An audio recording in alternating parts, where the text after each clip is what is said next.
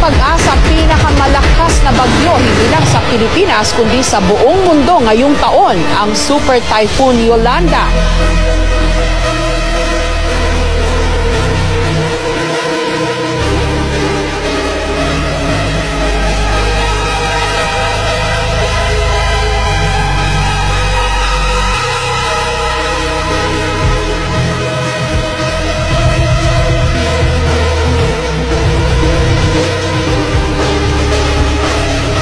Ang isang simbahan ng Iglesia ni Cristo ay di man lang nasira